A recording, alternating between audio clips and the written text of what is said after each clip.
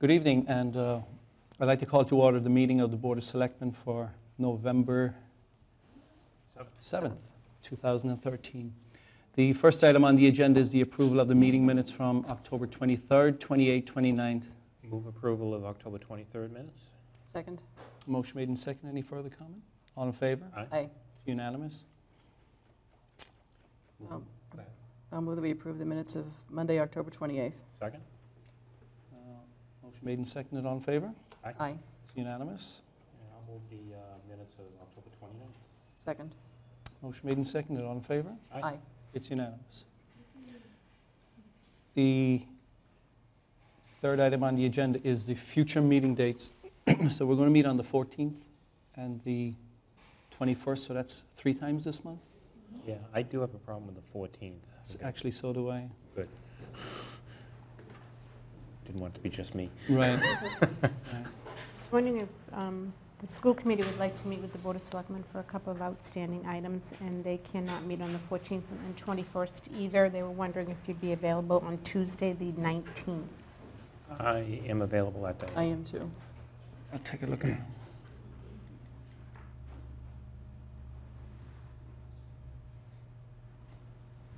Yep, 19th is good. So 19th and 21st? That would be in the same week. Or are you just You're saying, saying 2 meetings in the same week? so you're saying no meeting on the 14th and the 21st and go with the 19th? That would be up to you, the I board. don't have a problem 2 in a week. I mean, I'm sure we're going to have enough agenda items for both, right? Well, your budgets are all coming in within the next couple of weeks, and you need to approve them all. Right. To get down to the warrant committee by By December December 1st, 1st. yes. Okay. So it probably wouldn't be a bad idea to do the 2 in a week. So on the 19th, the school committee is coming here? Yes, Okay. That'll be regular selectmen's meeting on the 19th? yes. Okay. And we could always post for the 21st, and if we find we don't need to have it, we can cancel it at Cancel. that time. Yeah. Okay. sounds That's good. fine. Okay? And then in December, they're just potential dates, 3rd, 10th, and 17th. And those are the Tuesday dates as opposed to, Thursday. You're moving to Tuesdays in December. That's correct. I think we should hold off on 3 dates for the time. I know I can't do three dates every month if I want to stay married. 2 is pretty good, but I think if we need a 3rd, well, we you can have a actually life outside of this. we can we can add it. But they're potential dates. Okay. Okay. I think the reason we were talking about 3 was just because, we've had some 5.5-hour meetings. We've We have had to some end late at nights, midnight, yeah. and we've had some Yeah. late nights, and we have a lot on the agendas. Mm. We can discuss these December ones on the 19th or the That's 21st. correct. Mhm. Okay. All right. Moving on to citizen speak. Do people for citizen speak? Just come on up, introduce yourselves and where you live. Thank you. Have a sheet, please, Emery. This one. Thank you. Hello. Thank you. Thank you. Oh, I'm not, are they different? They're the same sets? They're different. Thank you. So we should pass them all around.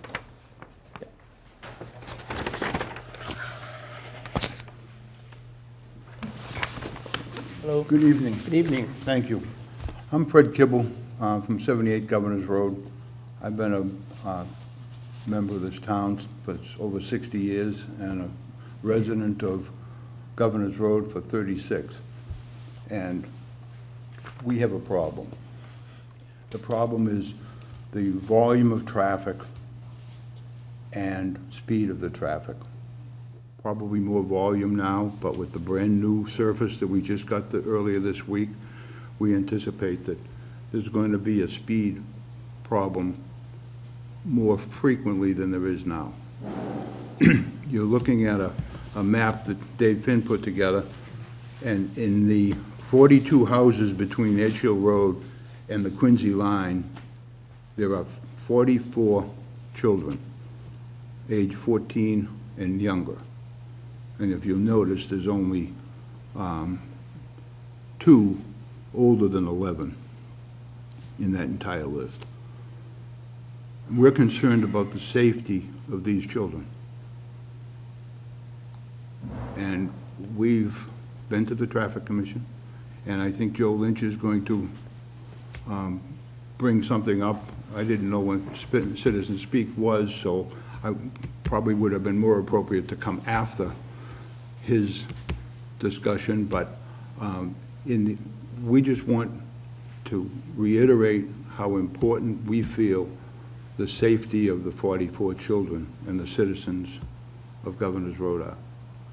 Now, there will be people that are inconvenienced with whatever is done, assuming something can be done, but inconvenience doesn't matter when you're talking about children's lives. And we're very concerned. 2 years ago, I had a woman end up in my front yard, knocked over a hydrant, and almost hit my house. In a car? In a car. And I know a number of years ago, we had a car in front of the house that was hit on a Saturday morning by a woman coming down the street. But that's a number of years ago. We're talking about the present. We were here 35 years ago, or we were on Governor's Road 35 years ago when they put the rocks, and some of you might not even remember the boulders that they had on Edge Hill Road. And people yelled and screamed because of inconvenience. And I truly believe there was a little bit of politicalism back there that stopped it. There was a design back then that we thought would work. We've talked to the Traffic Commission on numerous occasions, and we've had them there. They've done traffic counts, they've done speed. They're very familiar with the situation. The biggest problem is it will inconvenience people. But, you know, if it takes a child's life, I don't even want to think about it. So, What will inconvenience people? You didn't mention what it was. if the traffic, the majority of the traffic that comes down Governor's Road, and there's hundreds of cars. Yeah. We sat at a traffic commission recently, and there was a concern over Lodge Street and the tempo off of Gun Hill Street. Yeah. And I grew up on Lodge Street, and they were talking about several hundred cars. Several hundred cars is nothing. We do that in an hour or less. And you also have some pictures that Greg Hall basically took of the traffic situation backing up on Edge Hill Road in the morning and afternoon. This problem, my name is Greg Hall, I'm at 72 Governor's Road. The photos that you have before you are, one of the photos is looking from Governor's Road down to Edge Hill, and the other one looking up Governor's Road to the Quincy line. And, you know, our street is 23 feet wide. The homes are close to the road. I've been before this board many times over the past 25 years as we've tried to address this problem. We've worked cooperatively with several traffic commissions, with several different police chiefs over the past 35 years to address this. There have been several solutions, and they work. Some of them involved the city of Quincy, who, quite frankly, has reneged on every solution that involved Quincy. We believe now that we have a solution that does not involve Quincy, so it doesn't need their approval. And the solution will not adversely cause increase in traffic volume on neighboring streets. But the solution will mean some inconvenience for the South Shore commuting traffic. And the problem has been exacerbated by the continual growth of housing in, south of Milton over the past 3 decades. The traffic, most of the volume comes from the Quincy area into Milton. So it's the traffic that's coming down both morning, noon, and night. So this solution will mean some inconvenience. The difficulty has been in the past, inconvenience has trumped quality of life and safety issues time and time again. We are hopeful that with the cooperation of the Traffic Commission and this board, that if a solution is implemented, that the town government is able to resist the clarion calls for convenience over safety and quality of life for the residents of Governor's Road. And you're saying the solution is to extend the island on Edge Hill Road? Extends the island down to what is a business toward the end of Edge Hill called Jackrabbit. Right. And it involves closing off a private way, which the residents of that private way have agreed to do. That would mean that South Shore traffic would then, would not be able to circumvent as they are currently attempting to do. We're not trying to inconvenience our neighbors. It's the people down on the South Shore that keep cutting through. Right. That we'd like to try and eliminate. Well, we will be speaking to Yeah. Joe Lynch. I think In a little John bit. Thompson is in the process of working up some details. So we're really the cart before the horse with Joe coming up later, but Right. we can't speak after that, I so think it's Article 8. He will be here. that's why we're here. All right. Okay? Well, thank you, gentlemen. Thank you very much. Thank you very much. Appreciate your attention. Anyone else for citizen speak? Citizen speak, anyone else? Okay, moving on to item number 5 is our Youth Councillor Emeritus Annual Report. I'd like to welcome up Vicky McCarthy. Hello, Vicky. Vicki? Hi, Vicki. Nice to see everybody. Update the board. Thank you. And actually, I bring greetings from Father Mark Murphy. I mentioned him last year. I had hoped that he'd be able to come, but there's confirmation tonight down at St. Agatha's, so he's not able to be here. But I really think he's a tremendous asset to our community. He's the youngest priest in the Archdiocese of Boston, and we have him here in Milton. And he's a wonderful youth leader and a wonderful role model. So I wanted to acknowledge him tonight. Which parish is he in? St. Agatha. And actually, he prays at Mass for the elected officials, so remember that you're always in his prayers. And I've heard it Very nice. mentioned. Kind of, and we need a lot of prayers. Yes, we do. Feel blessed. So he would like to come some night, though. He still says that, so he'd love to do that. So what's going on with the youth in Milton? Well, South Shore? what I'll do is read a report that I've done the last couple of years, and then if you have any questions, I'd be happy to entertain them. To the Honorable Board of Selectmen, this is my 3rd annual report as the Youth Counselor Emeritus for the town of Milton.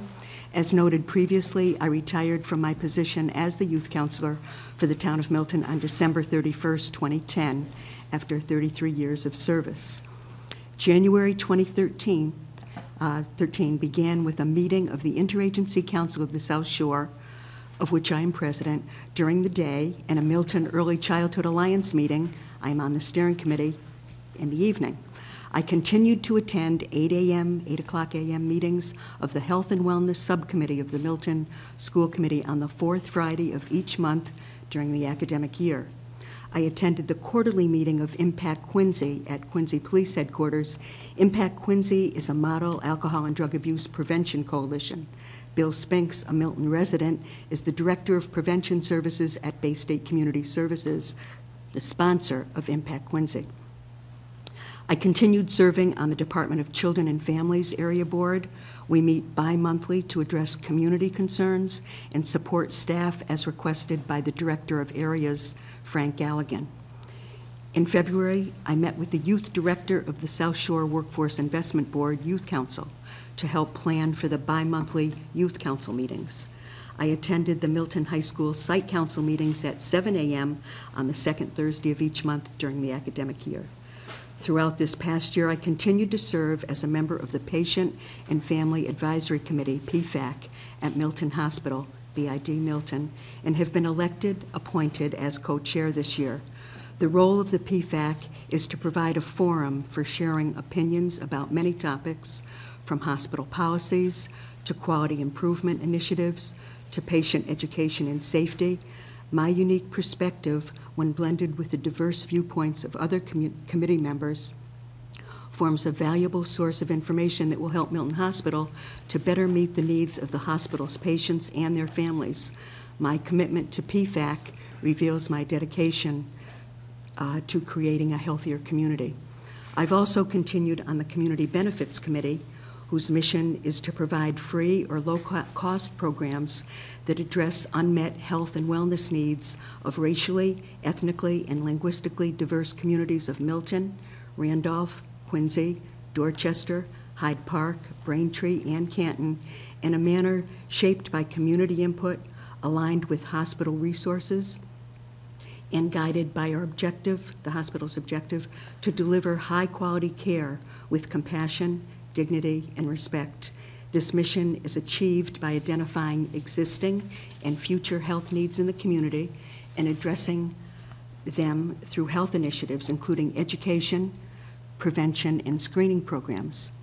The efforts of this committee will be published soon in a report. I am happy to report that the proceeds of the 3rd Annual Community Health Walk helped support a substance abuse prevention initiative at Milton High School. During April, I advocated for a freshman at Milton High School at the request of a colleague from the Department of Children and Families. I have attended meetings of the Metropolitan Area Planning Council and was pleased to see that the treasurer of that council is a Milton resident. I have continued to attend Healthy Weymouth events. They continue to lead the way in the Healthy Communities project that we have been part of in the past. Soliciting input from other communities has been only one example of what makes Weymouth so successful in the Healthy Communities movement, and attending their events inspires me to create a healthier Milton. I'm happy to report that I've continued the collaboration with Diane Ferrari, LICSW, coordinator of the Milton Residence Fund. The Milton Women's Club has voted to support the Holiday Gifts Program sponsored by the Milton Residence Fund this year. I had a family tragedy in July, but through the care and concern of my Milton community, I am surviving and am grateful to be able to serve the town of Milton as the proud youth counselor emeritus. I have remained on the Blue Hills Healthy Families Advisory Board. This is the teen parenting program for our area. I have continued to participate in the systems of care meetings for youth struggling with mental health issues. These meetings are held at the South Shore Educational Collaborative in Hingham. I have also continued involvement with Youth Health Connections, which is a community benefits program of South Shore Hospital.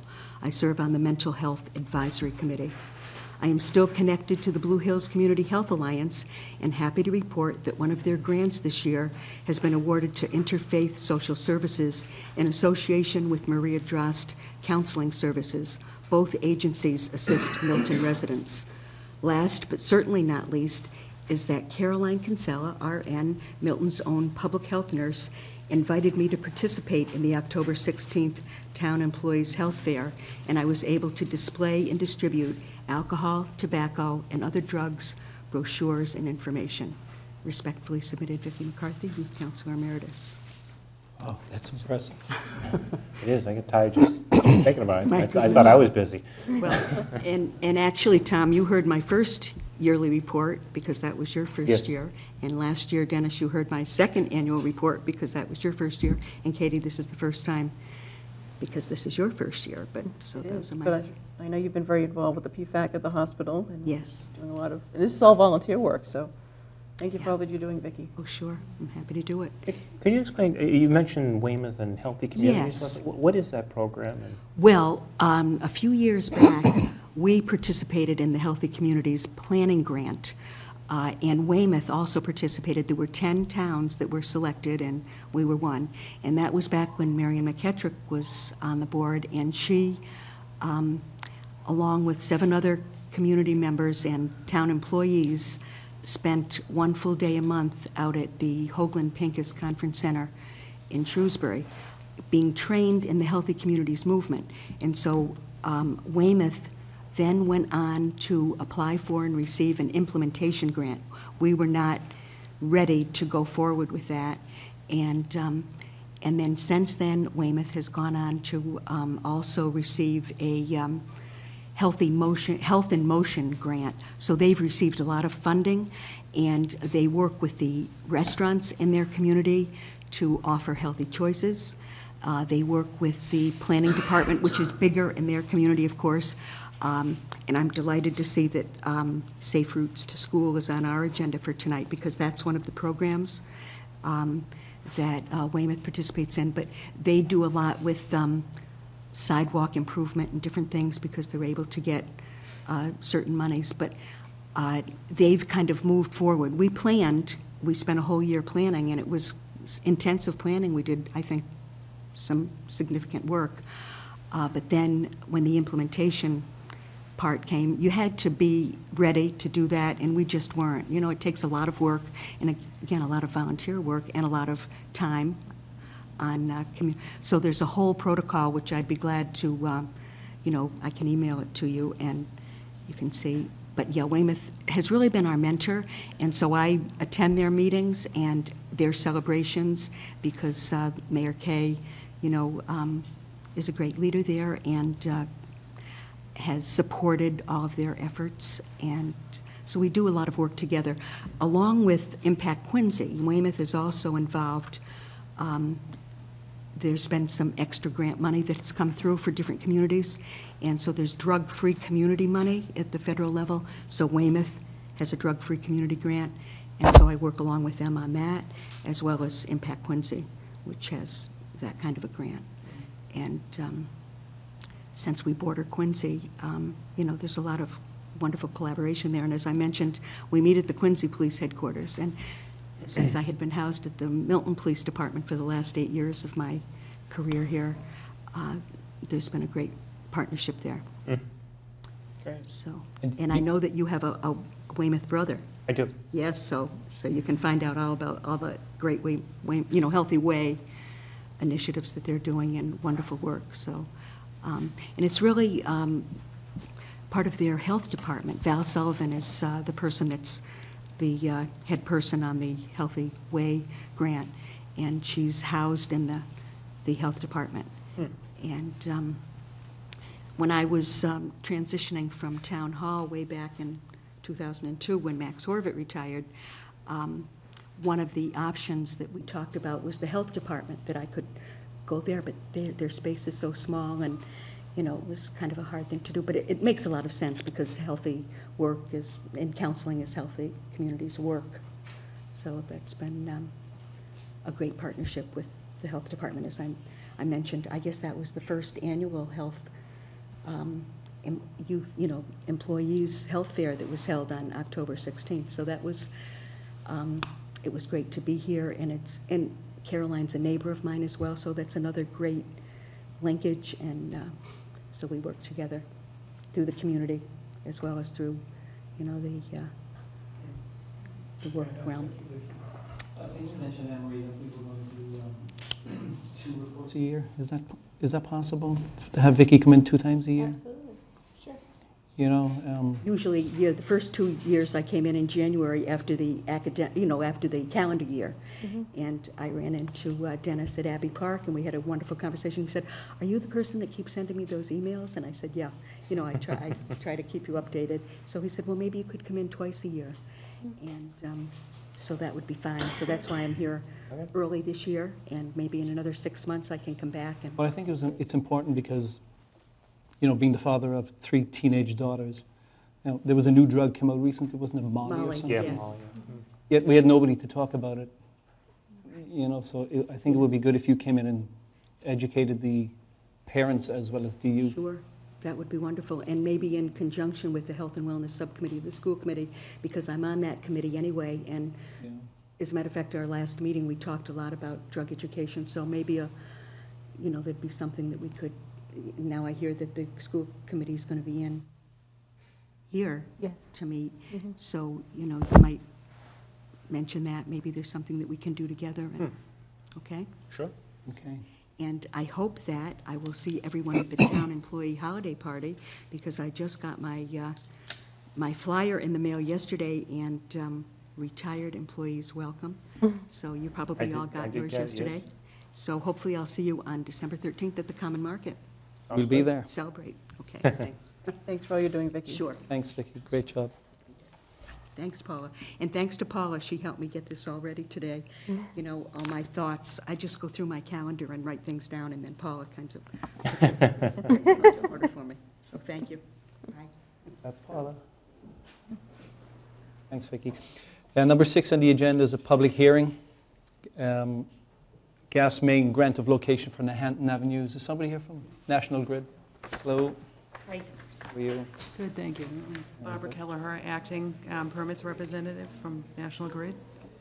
And the National Grid hereby respectfully requests your consent to install and maintain approximately 40 feet, more or less, of 6-inch gas main on Nahanton Street in Milton, from the existing 6-inch gas main at house number 40 southerly to house number 50 for a new gas service. And this is a new property? I believe so. It's New property, Joe? No, it's not. It's not. Existing property, new customer for the gas station. Two gas guy. Okay. All right.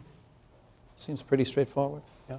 No Recommended residents Recommended here? by the- Recommended by the DPW too, right? We had a favorable recommendation. Yes. And no residents here? Well, actually, this is a public meeting, so anybody can speak on this if we're good. Okay, I'll make a motion to approve grant of location from National Grid to install approximately 40 feet of 6-inch gas pipe from the existing 6-inch gas main near at house number 40 southerly to house number 50 for a new gas service contingent upon the applicant securing a right-of-way excavation permit from the Department of Public Works prior to installation, and all work within the town's right-of-way being completed prior to November 15th winter shutdown. Second. Motion made and seconded. Any further comment? All in favor? Aye? Aye. It's unanimous. Thank you. Thank You're welcome. Good luck. Number 7 on the agenda is the Public Works Director, Joe Lynch. I'd like to welcome up Joe. I just got to get my little safe routes. I'll be right back. Hey, Joe. Good Evening, Joe. How you doing? You're going to talk about safe routes to school. That is the first item on the agenda that I have, yes. Safe Routes to School is a national program, and what it looks to do is come into communities and make an initial assessment of the school areas within town, and then looks to take an assessment of the infrastructure with regards to how, infrastructure that's available as to how children might get to and from that school safely. And what it really is looking to do, very similar to what we were just hearing, is encourage people to walk to school, or ride their bikes to school, and to do that safely. So it's really trying to really look at the health issues of kids at a very early age. And they came in and did our assessment several years ago, and looked at all the schools, and as a result, selected a couple of areas that they were interested in looking at, both centered around the Glover School area. And the areas that they were looking at were pulling the children who do come out of the Columbine area and allow them to cross Central Avenue in a safe fashion.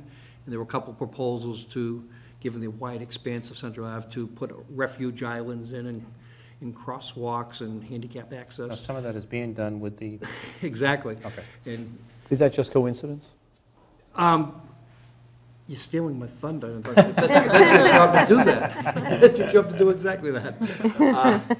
To get them to the area of Turner's Pond, where they can then make use of the trails that are there that find their way to school.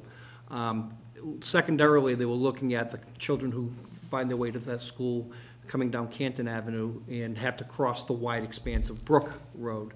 And in recognizing the fact that at the school with the infrastructure and the student population, and it's based on statistics of how many kids are there and how many kids live within a reasonable walking or bicycling distance and the ages of those children, there's some statistics that targeted why Glover was singled out.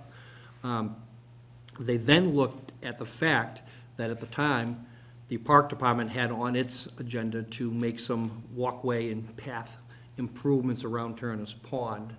So as a result, it was crossed off the federal list, but gave us points because there's one element of the overall plan coming into play. They also recognized, remember, Federal Highway Program, at the time, Central Avenue had an application pending to be under the TIP, Transportation Improvement Plan, again, Federal Highway Administration project. And two elements of that project was, in fact, to cross the kids safely at Hinckley and Valley across Central Ave. Crossed off the list, but gave us points, which then gave the program emphasis to say, son of a gun, we can implement one more element down at Brook and complete the infrastructure for safe routes to school. That escalated the project up through the review process, and at this point has been selected as a project where the assessment is justified, the benefit is likely to be measurable, and it's within a benefit cost ratio that it's eligible. It needs to be federal dollars? Federal dollars. All of this so far has cost us zero other than in-kind service and, meeting with people and working with them. What it boils right down to is, and I believe you've all received a copy of the report. It's fascinating reading. I believe it's available on the town's website. If not, we can make it available easily enough. The result of this and part of that assessment spoke to all kinds of folks, the school department folks, the crossing guards, public works folks, PTO, the bicycle group in town, and got input from all those stakeholders. And it resulted in what I think to be a very, very good report. So much so that even Mass DOT agrees with that and is recommending that we submit the more formal application for the actual construction. What I've hoped to do is, and I think you've got the entire package, included is a draft letter to the Board of Selectmen, strike that, it's authorizing the Board of Selectmen to allow the town administrator to issue this letter to Mass DOT endorsing the town's support of such a project. And before I ask you to do that, I'm going to go into some of the elements of this project so you know what you're getting into. We have until December 5th to issue that endorsement, so even if we don't, if you have some more questions this evening, we certainly can clarify those and still have plenty of time at the next two meetings to seek your endorsement. What it really boils right down to is, and if you do have your packets in front of you, if you flip to, try to get the right figure for you. Figure Here we go. 5? It's on page 17. Figure 5. It is, in fact, figure 5, on page 17. What it looks to do is deliberately make some sidewalk improvements on Canton Avenue, on Vose's Lane, convert Vose's Lane to one-way traffic from Canton to Brook Road, make sidewalk improvements on the southerly side of Brook Road to complete the triangle, and then mid-block between Vose's and Canton to install a new crosswalk with pedestrian signals. Not speed bumps, not speed humps, but a elevated crosswalk for visibility reasons where the terrain is so flat down there to get that walk up and to have on-call pedestrian push buttons to let the drivers know that there's someone attempting to use that crosswalk. To cross the mid-block, get them to the north side of Brook Road where some new sidewalk improvements will exist along that end, and then turn them into the first parking lot, which is technically park department property, but it's used for school drop-off and school pickup. But to channelize the pedestrian and cycling traffic along a pathway that's just currently separated by Jersey barriers, to do that with bollards and landscaping to make it a truly defined separation between parking and vehicle movements versus pedestrian movements. It also looks to shave the nosing off of the opposite corner of Canton, that's on the school side itself, and to realign that crosswalk, again, for visibility and to shorten the trip across that intersection. All of that together, it's an estimated cost of approximately $700,000 zero of which would need to be funded locally. There's no match. It's pure federal highway dollars. There is some local obligation. This is, if we endorse the project, it becomes a state project. We are involved, we have stakeholders, we're involved in the design and recommendations and in tweaking of elements. We're also obligated to house, not conduct, the state will conduct 2 public hearings, one at the 25%, though the plans to many untrained eyes will look like they're down close to being 100%. But 25% design, public hearing to gather input. That way, if the designs do need to be adjusted somewhat, that's the time that can be done. And then a second public hearing at the 75%, which is truly just prior to putting it out to bid.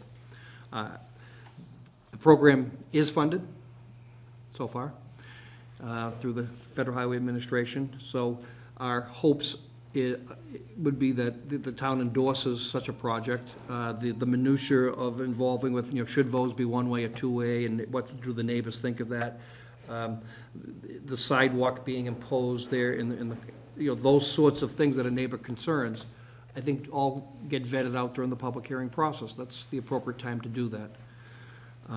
It follows, this is following a very typical course of all Federal Highway Administration roadway projects in local communities. I gave you a very quick overview of the project. If there's questions, we can pause now and I can try to answer those. Point you where in the report you might find those answers.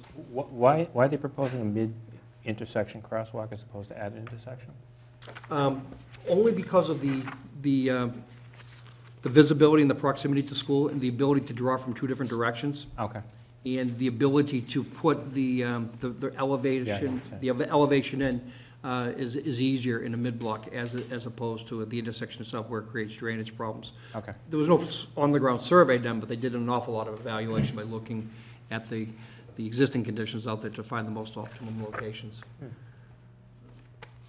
Joe, it sounds like this process got started 3 or 4 years ago and has gone through at least meetings and interviews with some of the, Locally, it started after I got here, so it was probably 3 years ago, and I've been here 4.5, so about a full year before I decided to pick this one up and run with it, at the local level.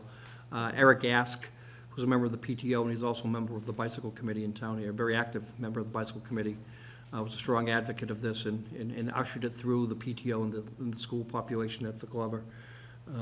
So, we worked very closely together in moving this thing through. but it sounds like the school administration, especially the school administration at Glover, has been very involved. They have been in involved, this. and my understanding is they're still involved, at least at the school level, and is from digesting this report as well, and also at the PTO level. When I say school administration level, as well as the PTO level. And are they generally in support of the plan? Have they seen this? Oh, yes, they have. They got a copy of this report. They have. My understanding, there was nothing here that we didn't see coming in the report. This is exactly what we had hoped for, so, and I know that they were involved through the process. So I don't know if they're ultimately excited. As stakeholders, they're certainly going to be involved in the design elements in the 2 public hearings.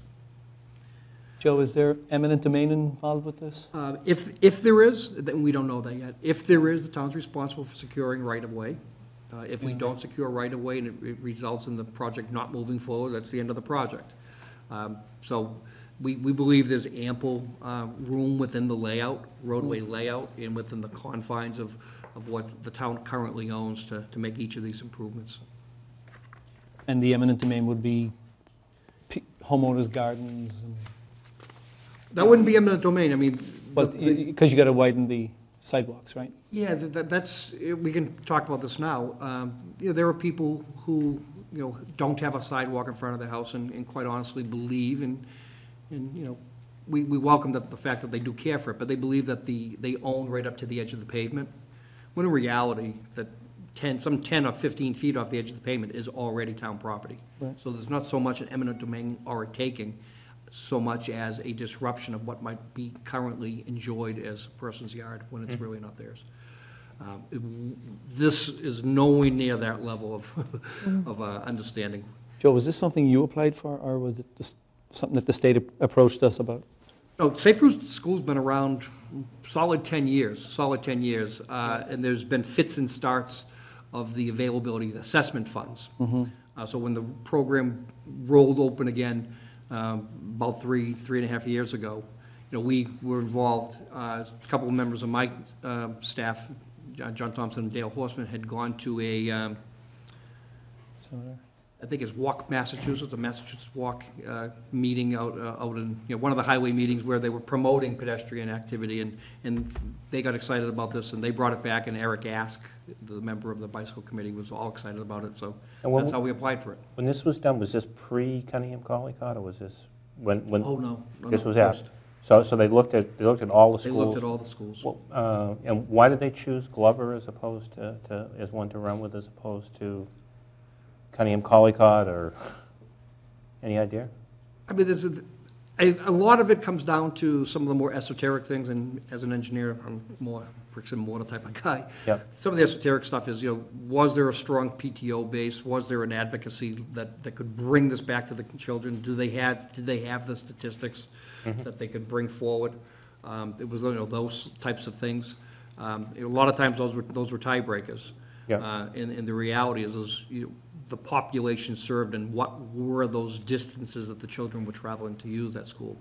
When they seem to have, the Glover seemed to have rock solid statistics, so they knew exactly the journey to school, where they're coming from, and more importantly, could focus on a couple or a few very critical elements to make that safer. Well, it certainly seems like a no-brainer. Right.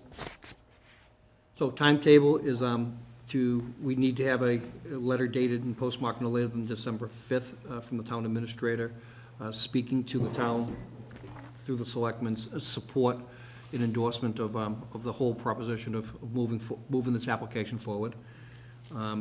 If you're prepared to make that motion tonight, wonderful. If you'd like some more time to digest that, I understand. We can come back and talk about that. I would move to prepare correspondence to the Department of Transportation from the Board of Selectmen endorsing the advancement of the primary project, recommendation number 1 for safe routes to schools, infrastructure program for Glover Elementary School, including the 6 tasks requested in the consultant team TEC. Correspondence dated October 10th, 2013 to the town administrator, which include the town's commitment to secure the right-of-way and easements needed to program the project. Second. Motion made and seconded. Any further comment? All in favor? Aye. It's unanimous. One thing I neglected to say is, this is an application that has to be vetted, and it's competitively awarded. And if it is awarded, the soonest this would get funded would be on an FY15 federal tax year. So it's still a couple of years off, so Right. we're not breaking ground in April. I wish we were. Certainly worth pursuing, though. Hey, Joe, you got the community grant for stormwater? Full of good news today, aren't I? You are.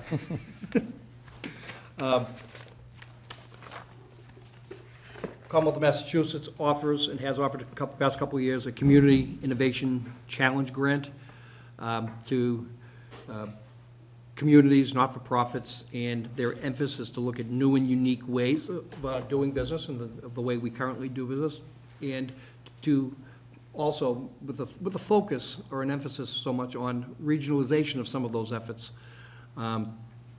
We have, as former members of the Warren Committee and just as selectmen, you must have heard me talk about NIPDES, National Pollution Discharge Elimination System, federal mandate, unfunded. We have been operating for the past 10 years under a 5-year permit. It's taken them, the EPA is very, very careful about that new permit coming out. And as such, we've been operating under an extension of that original 5-year permit. New Hampshire's draft second permit, next 5-year permit, is on the street. Massachusetts is about to hit the street. We fully expect, that the Massachusetts permit will be at least as onerous as New Hampshire's, and probably more so. The reality is if we thought NIPDES in the first wave was difficult to implement, and we as a community are doing a heck of a lot better than most of the communities in Massachusetts. We've been doing emphasis with stormwater basin cleaning and street sweeping and mapping. We've done a lot of the really good things. It's been difficult to do that.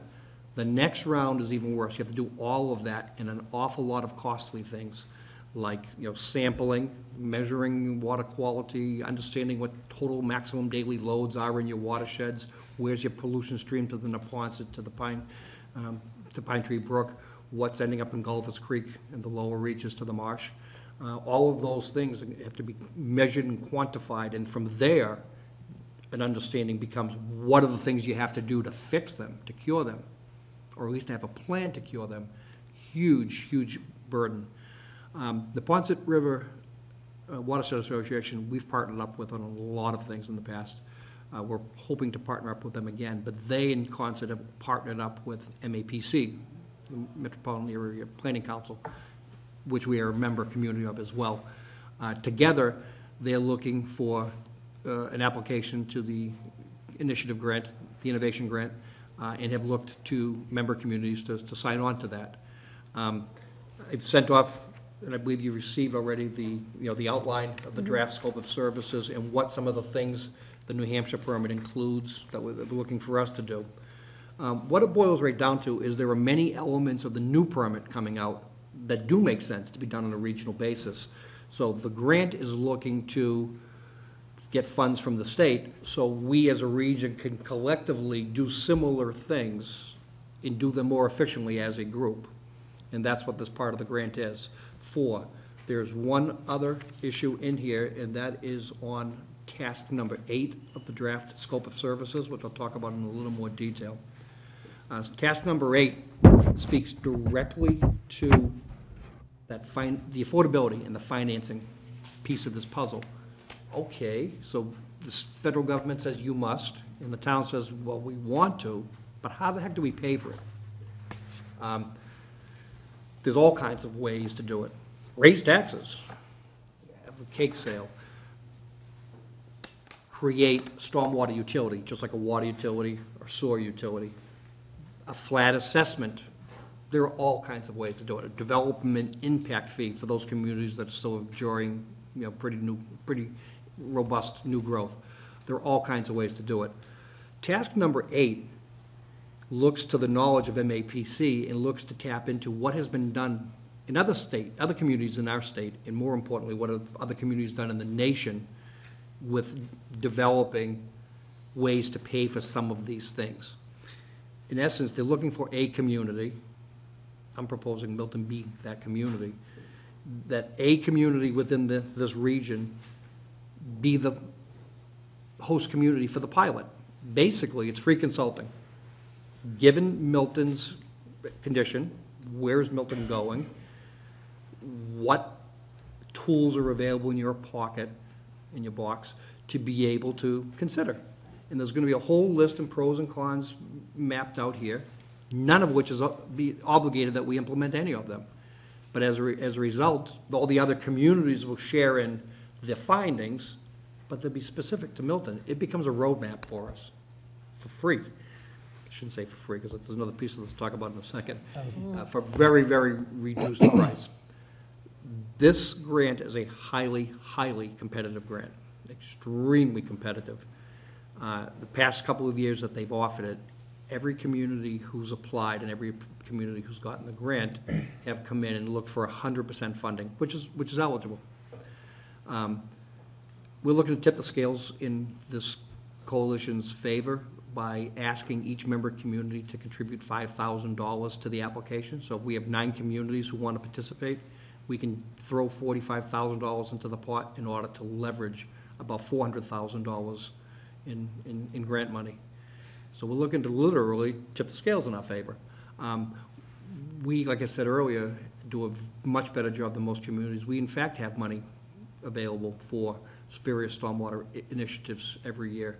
And I think an investment of $5,000, which was only something we'd have to contribute if we got the grant, makes sense to leverage the value of what we're going to get back on it. So there are a couple of things that need to happen here. I'm hoping to find my letter where the deadline is pointed out. There's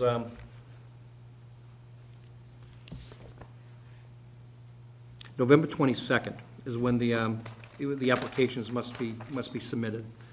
So this one I am probably asking for, if not an approval tonight, approval at the next meeting at the latest. and even then it might be too late. The next meeting is the 19th and 21st. Meeting for on the 20, the applications are due on the 22nd. I've spoke to the folks at MAPC and NEPRA, and preliminary expressed my interest, if not the community's interest, in being the pilot community. I do hope that's something you support. If not, I can certainly call them back and say my preliminary assessment was incorrect. But I do recommend that we sign on, and when we sign on, I believe there's a draft letter that Ian Cook, excuse me, I think we have to You just sign have to sign this. just on one place, and then they'll put all of them together in order on the actual application. Right. Don't need a vote to appropriate the money because it's in my stormwater budget, so that's not a necessity. There's no town meeting action to do that. And hopefully, I think the awards come out late January or February, with work beginning thereabouts March. Regardless of the grant coming through or not, once the draft permit comes out, there's a window of time when the permit's out for public comment, then the permit's official, then Milton has to complete a notice of intent, NOI. This looks to complete much of the NOI. And if we don't get the grant, we have to do it anyway. So, Carl, can you just spend a couple of minutes, or even less, but just for some of the people listening, in terms of what NIPD is and what some of those requirements are? For example, I don't think a lot of people, I mean, it's nice to get all the streets swept often, but a lot of people just think that's a nice thing to do. I mean, there was a time when it was done once a year. right, and we've even purchased 3 years ago, through the generosity of town meeting, through the capital program, a new type of street sweeper that, 10 years ago didn't even exist. And then the $500,000 a year. What it was really spending boils right for- down to is stormwater, when it leaves paved surfaces or solid surfaces like a roof or developed areas, and it shows up as runoff, it carries with it a whole bunch of things, oils and gases and nutrients from fertilizers, and there are things like broken sewer pipes or failed septic systems, all of which produce pollution streams into the runoff water column.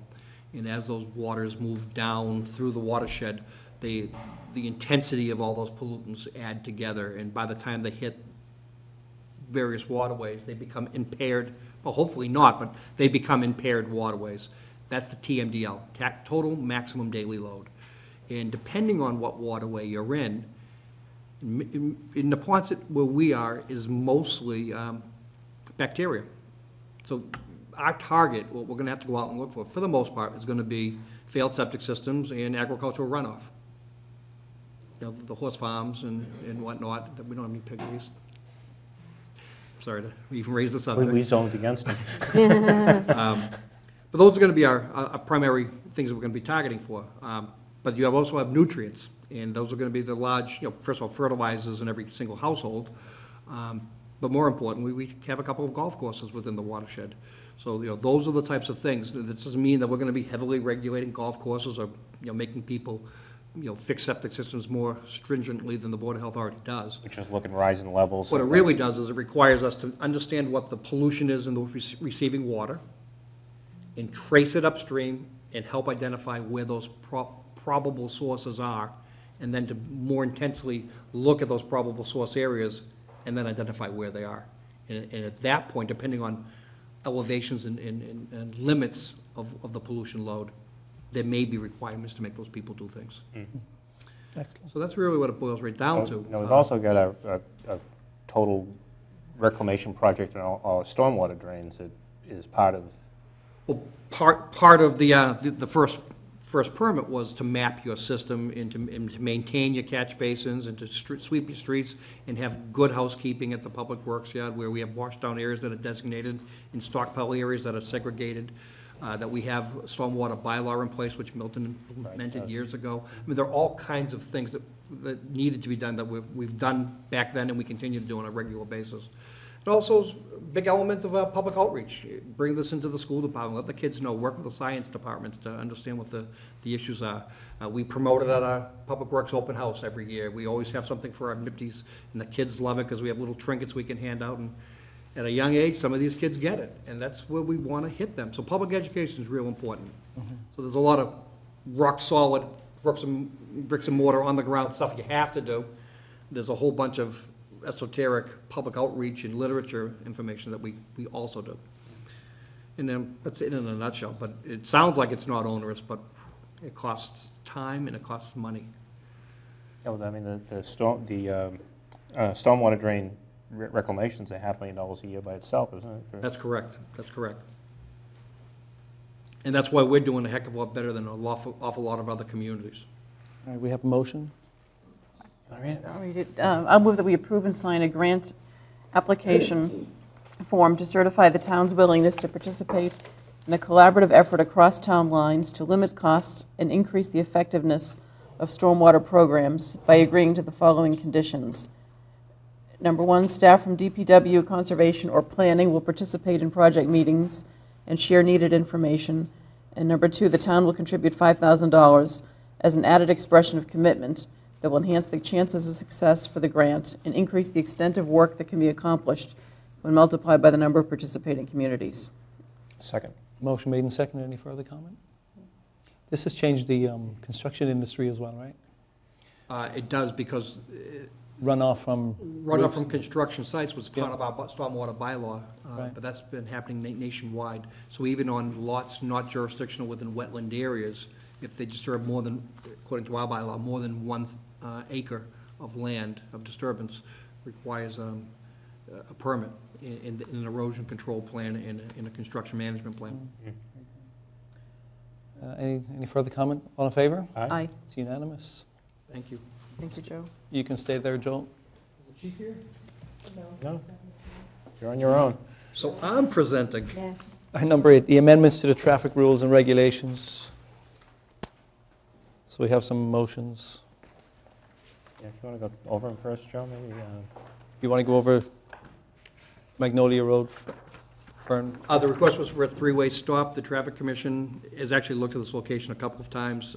Given the topography, given the vegetation, the recommendation was in the short term to make it a one-way stop, stopping Magnolia at Barnard, which is where the primary safety concern is, and to then, based on it being in place, to assess whether a second stop sign on Barnard itself might be warranted. So the recommendation is to implement a stop sign on Magnolia at Barnard. Okay. Ferncroft Road? Um,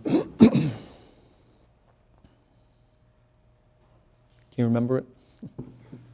The request there similarly was, they were asking to add a stop sign, but the nomenclature they had it incorrect. Ferncroft actually turns the bend, and Truro continues on, so even though it looks like you'd be on Ferncroft and stay straight and be on Ferncroft, you don't, it actually turns. This recommendation was to stop Ferncroft heading northerly at Truro.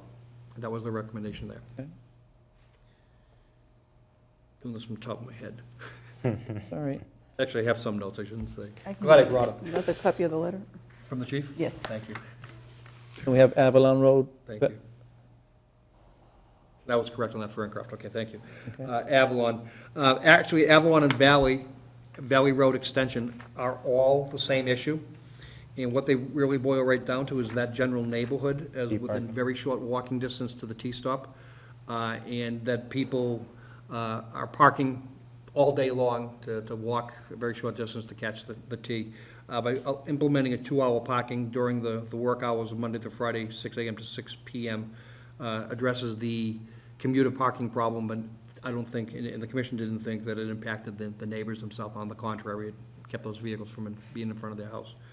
So it was to implement a 2-hour parking limit from Monday through Friday, 6 a.m. to 6 p.m. in each of those 3 roads, and that being Avalon Road, Valley Road, and Valley Road Extension, Okay. within the stated limits. Where are you hoping to force these cars? When we did that on Central Avenue,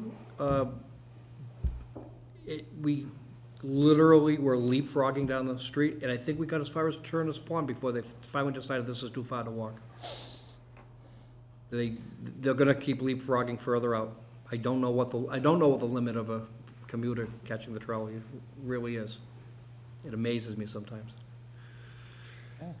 Freedsdale Road? Reedsdale is not associated with commuter parking. This is Success Street. Real Estate, it potentially benefits Lodge Street. Right. In the afternoons, Pleasant Street, as it comes around the corner and turns onto Reedsdale, rated Success Real Estate, Yeah. the traffic light there stacks the traffic up in a long distance, to the point that people find it beneficial to cut through Lodge just to avoid the intersection. By prohibiting parking on that right side as you're heading northwesterly towards St. Elizabeth's, Yeah. the right-hand side there, would actually open up a second lane to allow traffic to double up. Those people in the left lane can take a left, and those people that are now in this area where parking is prohibited can continue straight, and the traffic should flow more readily through that Now, intersection. did they discuss about allowing 2 lanes of traffic to turn left? 'Cause knowing that area, We did discuss that, but that's. for every 20 cars that turn left, there's 1 that goes straight. That's what there is that's a state intersection. It's out of our control. It's their ownership and their control. The other piece of this was to request Mass DOT to do a couple of things. One is to look at the intersection controls, and are they in fact optimized? Because we're not certain they are. Are they in fact optimized? And in having done that, to then look at the geometry of the intersection and what other things can be done. Okay. So that was the second piece of that. Doesn't require selectmen's action. We're just simply going to ask DOT to Look look at at it. that for us. Okay. So what the request is to install no parking signs from 4 to 7 PM on Reedsdale. It's between the intersection of Pleasant and Randolph. It's that whole right-hand side. You want to make a motion on this, and then we can talk about the Sure. other recommendations? I think part of the motion, though, is The the motion other, is The the last other one, yeah. recommendations. Is the other recommendation? so, Joe, So we should keep doing the other recommendations still? Yes. yeah, here's the other, this part here. Governor's Road, Brook Road, and Lodge Street. Yeah, it's part of the whole motion. All right. Talk about Governor's Road. The matter before us was that the Governor's Road folks, who we heard from earlier this evening, and quite frankly, they've been before the commission, as long as I've been on the traffic commission, the full 4.5 years I've been here. But you heard a testimony earlier, they've been before various traffic commissions for decades, and just to say the least. But the reality is we were in the process of finishing our paving for the season, and the request was to put speed bumps in, or speed humps, or some sort of change in the profile of the roadway to slow traffic down. Just since I've been here, we've done 4 separate traffic surveys. That's where we measure the traffic, and we're measuring speed, and we're measuring volume of traffic, number of cars, all day long for weeks at a time. And by that analysis, we can determine which direction they're going, what peak hour is, morning peak hour, evening peak hour. We can analyze it. And quite frankly, over the decades, there's been a number of surveys done. It's been a problem for a long time, and it's always, including all the recent studies, it always has come down to volume. There is not a speed problem. You do not use speed bumps. First of all, you don't even put speed bumps on a public roadway. Speed humps, just a difference in geometry of how they're built. The only time you would ever consider them is for controlling speed. That's why they call them speed humps. They don't call them volume humps. The further testimony to the fact of to discourage drivers from cutting through is there are, Quincy is a unique community. There are at least two speed bumps on Governor's Road in Quincy, and it hasn't deterred the cut-through traffic. The cut-through traffic is there. So recognizing that our paving was, Public Works project paving was coming to completion, we couldn't be delayed with the issue, so we asked the commission to rule once and for all to not put the speed bumps in, but also acknowledge at the same time that there's a problem out there that continues to need to be studied and examined. We heard earlier during public citizen speak that the neighborhood, some of the neighborhood thinks that there's a solution to blocking off Edge Hill and not allow that traffic, which a lot of it is, coming through and getting to Edge Hill and taking a left, to prevent that from happening. Block it off, send them back down into East Milton Square, and let them learn a lesson. The other piece of that is without extending the nosing of that island down on Edge Hill towards Jackrabbit by Boulevard, extending it out beyond Grafton, you would just telegraph the through traffic onto Grafton. They'd come down Plymouth onto Grafton, and those neighbors would be irate. So if you were to look at closing it off, you'd have to do both. So the Traffic Commission asked the Town Engineering Department to develop a plan, show us a plan. Let's get a look at what the heck this would do, and then let's analyze what those impacts are, so we can then formulate a recommendation in the future. What did come out of that was to not install the speed bumps and to foster that plan forward for further debate. No action of the Board of Selectmen in this matter yet, because we don't have a recommendation on that. Joe, will this be expedited, do you think? This plan? We have 44 children on that street. Will the plan be expedited? I think the plan's in the works. After the Traffic Commission, I believe that we have our interns actually preparing those plans for discussion. Traffic Commission doesn't meet as regularly as you people, thank God. But when we next meet, it will be on the agenda. Okay. I'll propose a motion to approve the following amendments to the Traffic Commission rules and orders as recommended by the Traffic Commission.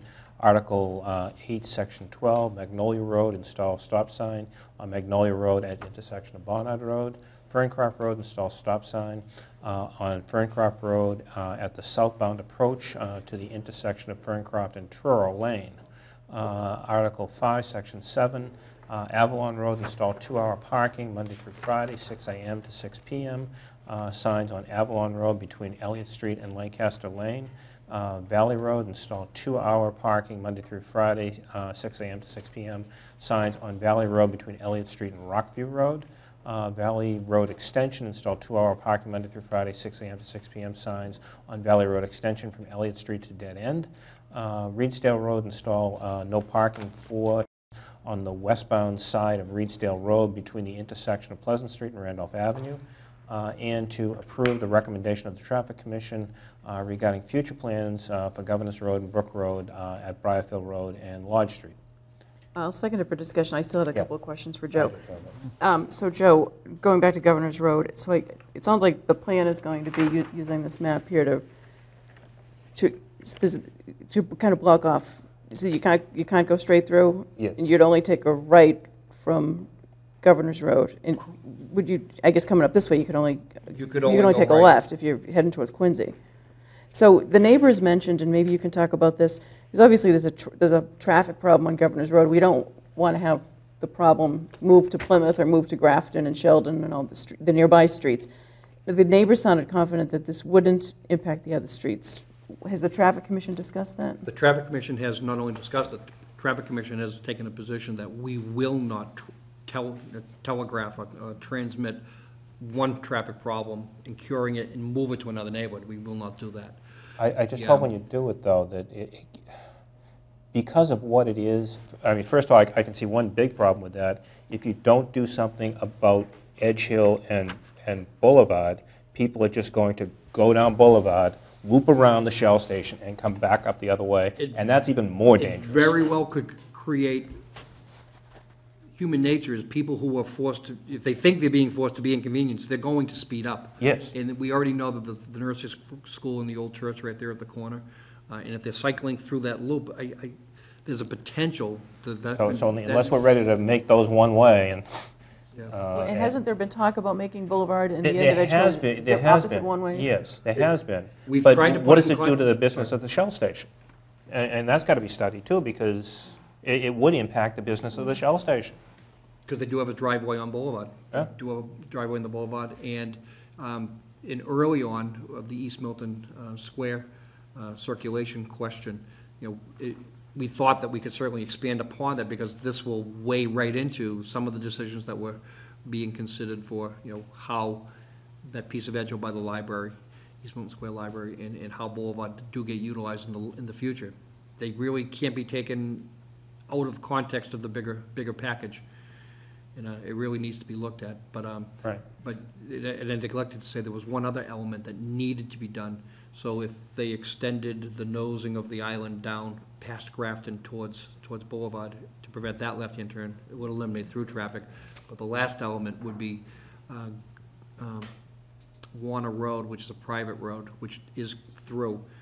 The neighbors would have to agree to close Warner, to allow traffic in from Governors, serving Right. those people, and to serve them in from, I think Gardens, the next one, to serve that end, but to prevent traffic from cutting through, because people would cut through, Right. because there is a crossover at the next island up. Right.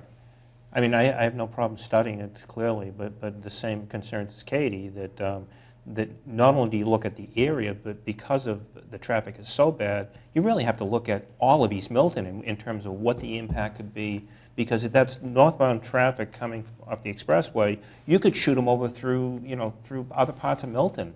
So you can't just look at that one area. I think you got to look at the whole It was stated earlier thing. from one of the two gentlemen, it might have been Mr. Kibble or his friend earlier, we're trying to stem the tide at the end, which is the last place you really can control it. So we're forced with these desperate measures because of where we're forced to deal with it. The truth is, to prevent the traffic from getting in, you need Quincy. That's where the problem is that there are things that can be done on Quincy's side to prevent this from happening. But they're not willing to do that. But we tried it once, and they were not very friendly. Right, right. You were at that meeting. I wish too. You were too, that's right.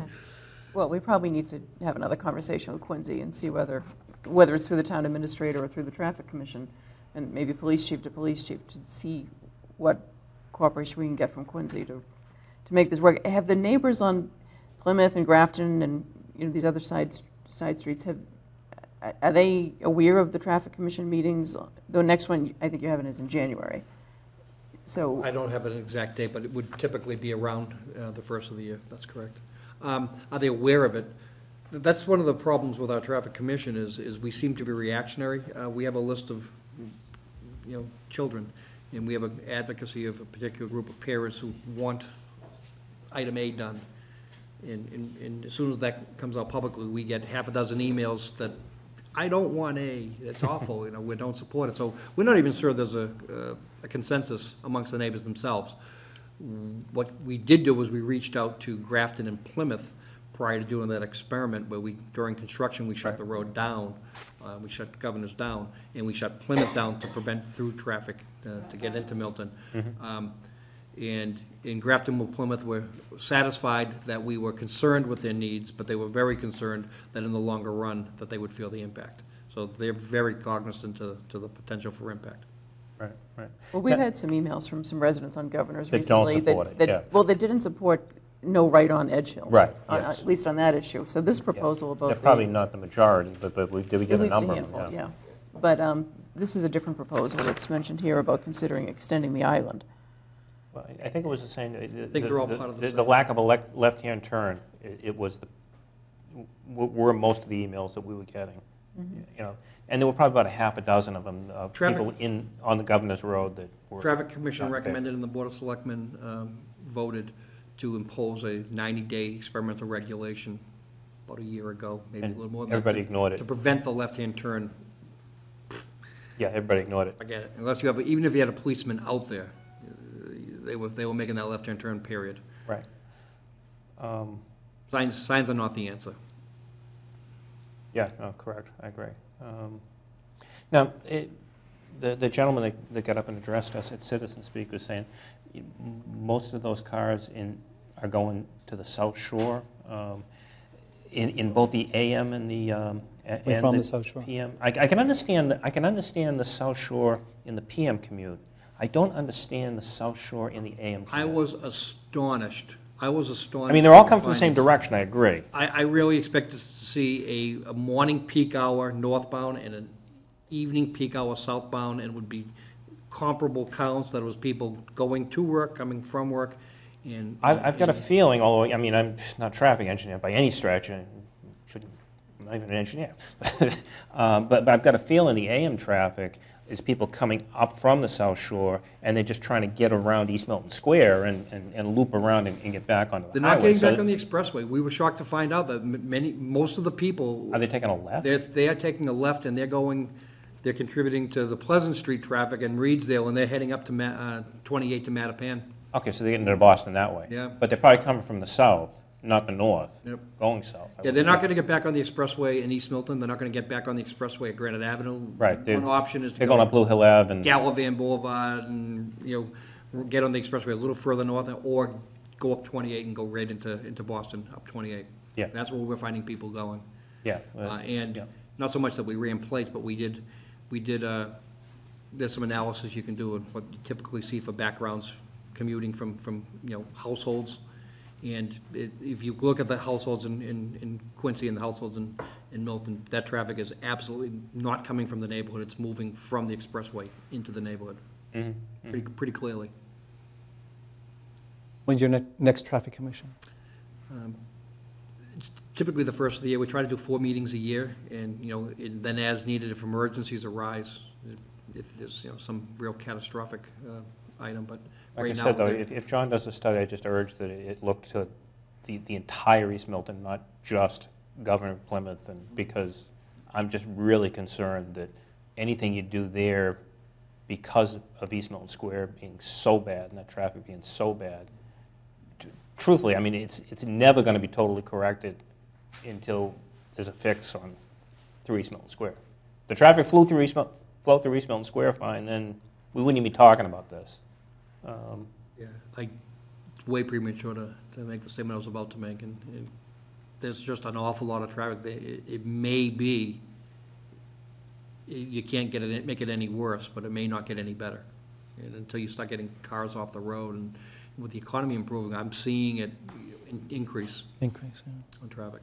Oh, yeah. Sorry. So with this motion, what we're doing is really having A the study. Traffic Commission present a new plan at a future meeting. That's correct. And take a further look at this. The selectmen are asking the traffic commission to not lose sight of the issue and to keep it on the agenda and work towards understanding, what the solutions are. Right, and I guess we're This not, being one of them, installing the speed bumps, we're just. saying not this- installing, yeah, but the road is paved. Yeah, I think you're right that the governing idea here is solve Governor's Road without impacting the other streets, as the neighbors themselves said. And I think the neighbors would agree Yeah. that there were some things we did in the roadway reconstruction. First of all, we dragged it over several years to try to give them some comfort with gas work and water work and then roadway work and sidewalk work. And we narrowed the road a little bit by a foot. Not much, but it helps. And we put vertical granite curbing in, and with that verticality has a calming effect. There's a visual tunnel that becomes obvious. And then, not that it's necessary, but the people who do live there during the day seem to park their cars out there in such a way that it does force the drivers moving through to slow down if there is a concern for speed.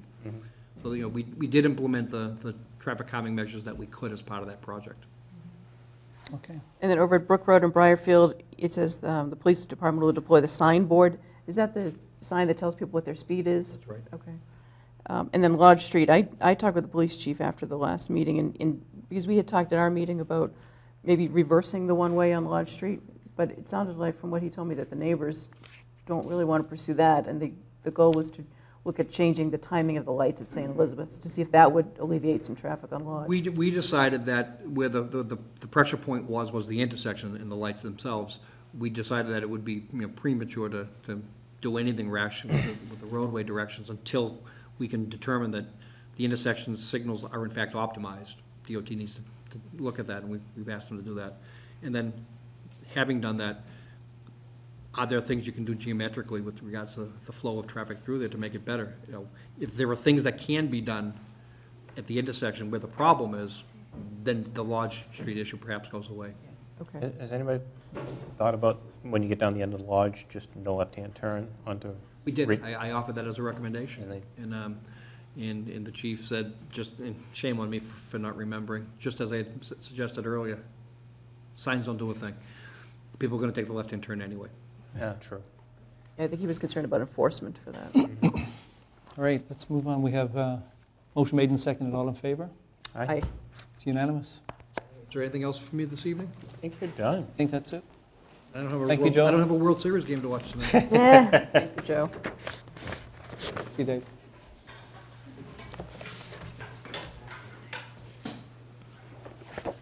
Okay, let's move on to.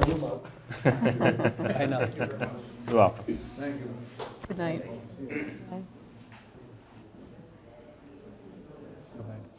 Item number 9 is the FY15 budget approvals.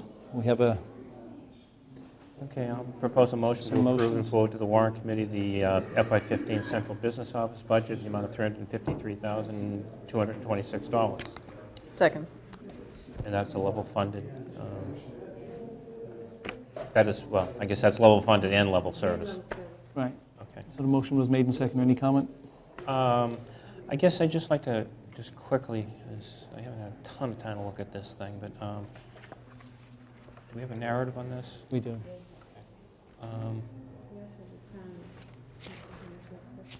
Okay. I guess just the, Actually, how- yeah, how- why don't, Amy, you want to come up to the table, please? Amy Dexter, our town accountant. I'm sorry, I couldn't hear you back there, so Hi, I'm Amy. not Okay. sure which one you're talking about. We're talking about central business office. Okay. So I guess the question and one of the things that we had talked about in our meetings is, as we kind of went through the 5-year, was if we're going to look at level dollar, level service, and we get budgets that are the same level dollar and level service, how do you propose to generate the same level of service from last year when your salaries go up and you have less dollars to spend on? And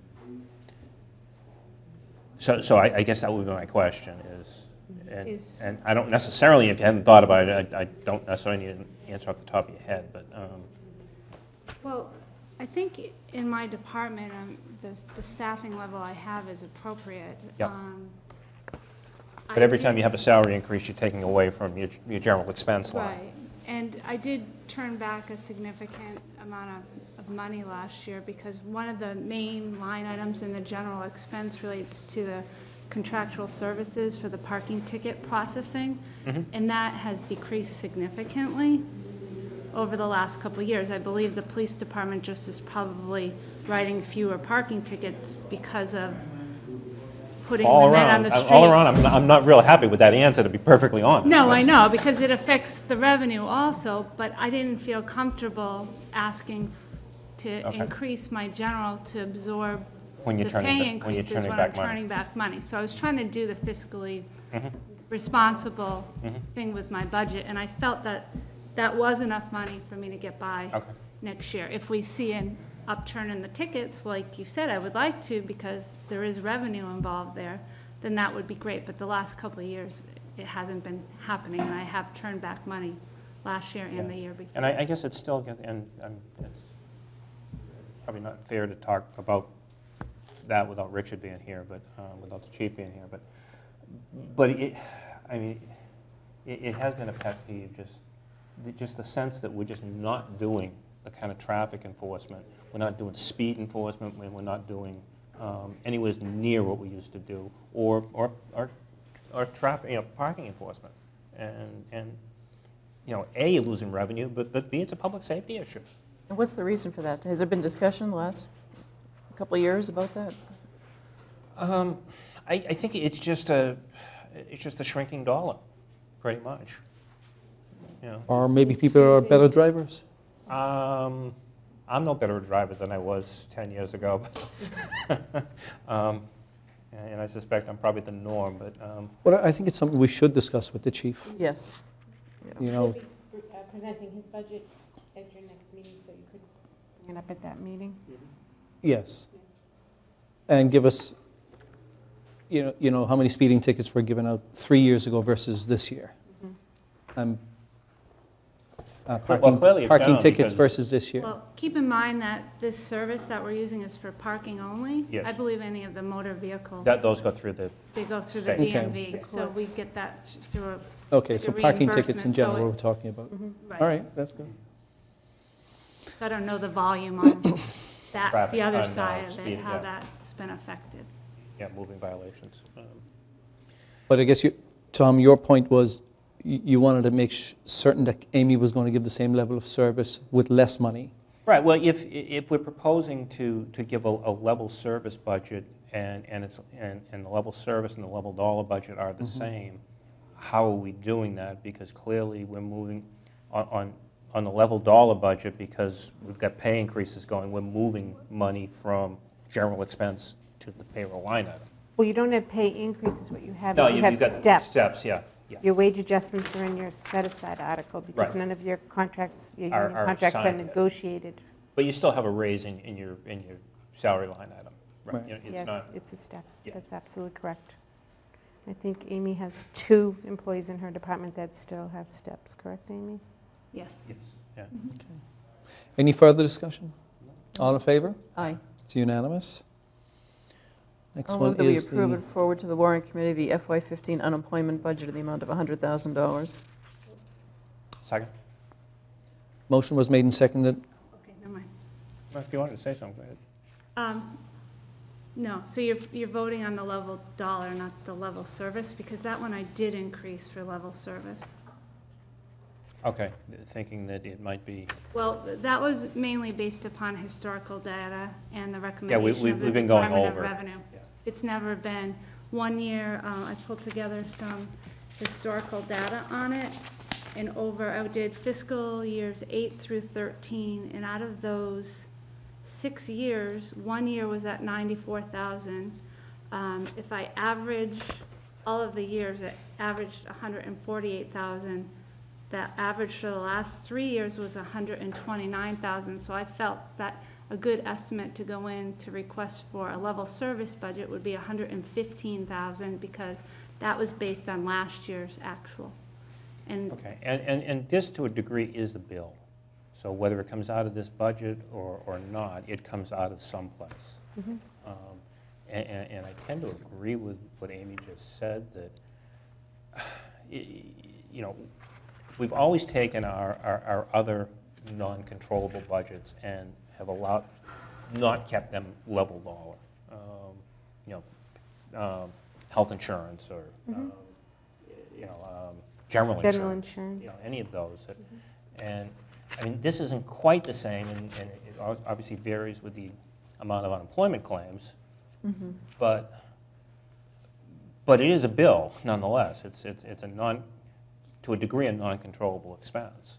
Historically, the way it's been handled is it's always had a $100,000 appropriation, and anything over and above that has been taken out of reserve fund. And I think the reason It was behind 50, that was... it was even 50 Yeah. if you go back 5 or 6 years ago.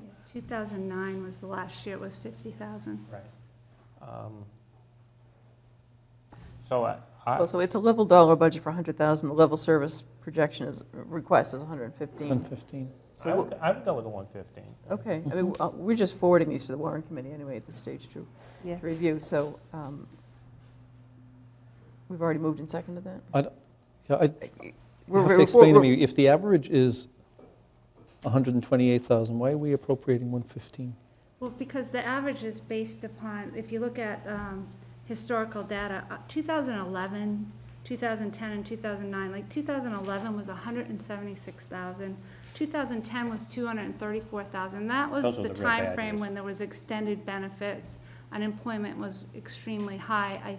I feel like it's starting to level out, hopefully. 2012 was 94,000, and 2013 was 116,000. So I didn't want to go overboard and ask for way too much. So I felt like if I took an average of the last 5 to 6 years, it was skewed because of those high years. So I was just This is for trying to- people that are laid off by the town, right? Yes. Yes. Mhm. Town and school side. And schools, okay, And the schools is the majority of the claims. right. Right. And you had, yeah, back in 2009, 2010, you had extended benefits. In other words, it wasn't just the 39 weeks, it was, they Right. extended it several times. They So had to. You would get people who were on there for close to 2 years in some That's right. cases. And more. Yep, so the budget itself, which is what we're submitting, has the 2 requests in it, so. Yeah, Level dollar of 100 and a level service of 115. I guess, So I think all of our, some of these others are straight, the audit, these are just one amount. But a lot of the other budgets that will start coming in, Yep. police, fire, they're all going to have a but level what dollar is and a our level role? Is service. our role to recommend a budget number to the warrant committee? The letter that we sent out to department heads was to submit a level dollar budget and a level service budget. So I would recommend that you vote both numbers to forward to the warrant committee, and then it's the warrant committee's role to decide the number to appropriate to each budget.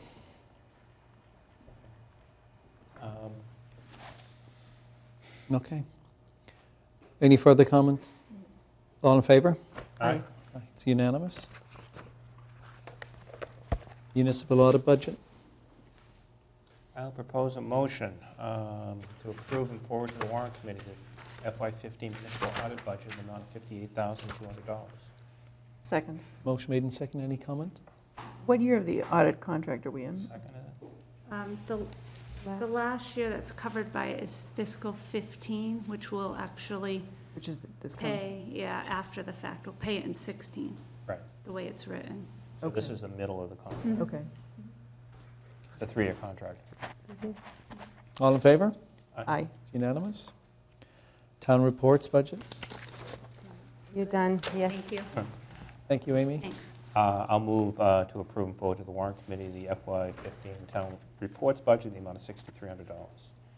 And this is a change from last year. If I could just comment on this, yeah, that's correct, Mr. Hurley. Can we just second this and then go to Sure. comment? Did you move it? Yeah, I Second. moved it. Okay. Motion was made and seconded. Comment? There is a change to the fiscal 2015 request, and the reason is, in the town reports, there's an annual report line item, and there's an annual town meeting warrant line item. The annual town meeting warrant used to be in the warrant committee budget, and a couple of years ago, the chair of the warrant committee decided to put it in the town reports budget.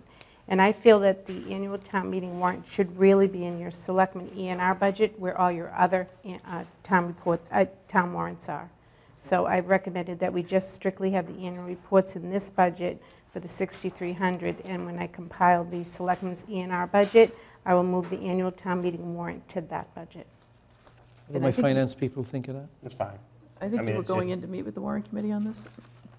Pardon? They asked you, the warrant committee asked you to go down and meet with them about this? Yes, they did. How did yes. that go? Were they in agreement? I met with them last evening, and I explained that I was going to be presenting this budget tonight to you, the board, and I was going to make this recommendation. And they thought it was a good idea, because then it's actually all of the warrants are in the same budget, so it's really kind of an apples-to-apples comparison. Okay.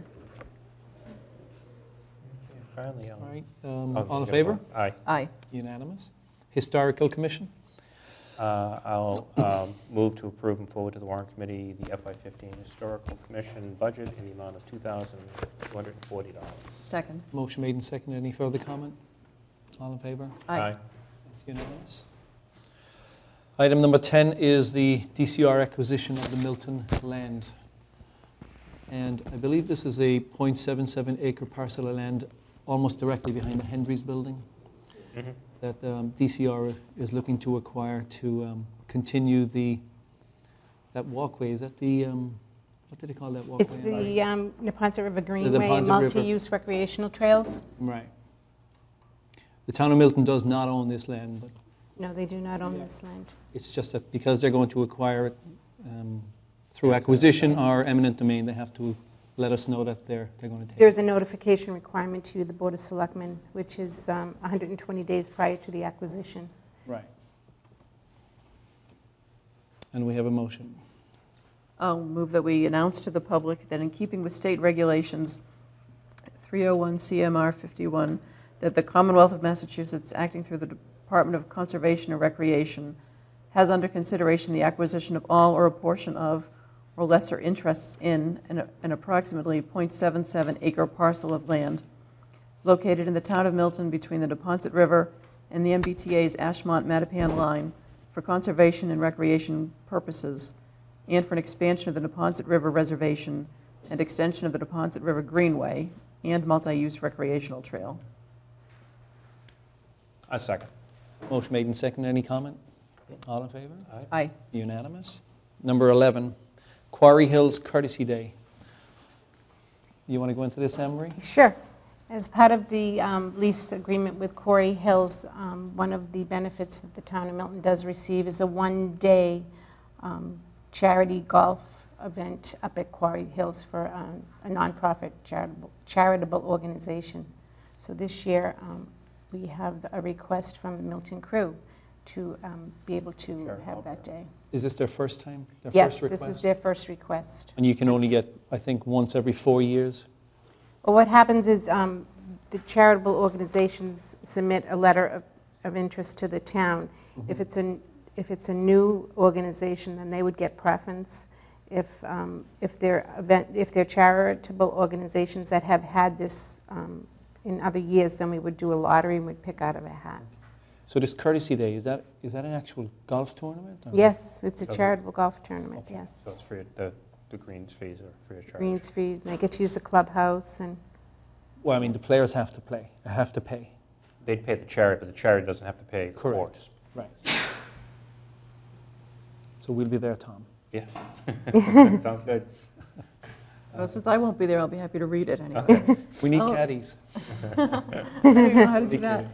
I'll move that we approve the use of the town's 2014 courtesy day at Granite Links Golf Course by the Friends of the Milton crew. I'll second. Motion made and seconded. Any further comment? All in favor? Aye. Aye. Unanimous. Number 12, temporary signage request, Milton Amateur Gardeners Club. I move to approve a request from the Milton Amateur Gardeners Club to display a banner on the library lawn from November 23rd to December 7th, 2013, and 4 A-frame signs at Central Ave by the Plate, Squantum Street, and Adams, Squantum and Granite, and Canton Ave and Blue Hill Parkway, announcing the club's annual green sale. Second. Motion was made and seconded. Any further comment? All in favor? Aye. It's unanimous. Emery, we're going to do 13 after executive session that's correct. We're going to move to executive session, and then we will return to open session. to do number 13. Okay. At this stage, I will make a motion to enter executive session to consider the purchase, exchange, lease, or value of real property, town-owned land on Central Avenue, believing that having this discussion in open session will have a detrimental effect on the bargaining position of the body, and to review executive session meeting minutes for release to the public and to return to open session. To adjourn. To consider No, Article To consider 13. Article number 13 and then to adjourn. Then to adjourn. Second. Ms. Coughlin? Yes. Mr. Hurley? Yes. Mr. Cohen? Yes, we're in executive session.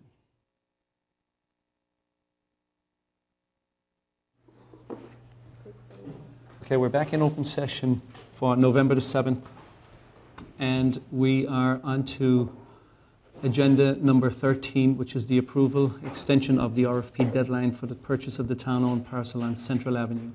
Okay, I will move. We have a motion. I will move to extend the RFP deadline on the sale of town-owned property on Central Ave to November 12th at 4 p.m.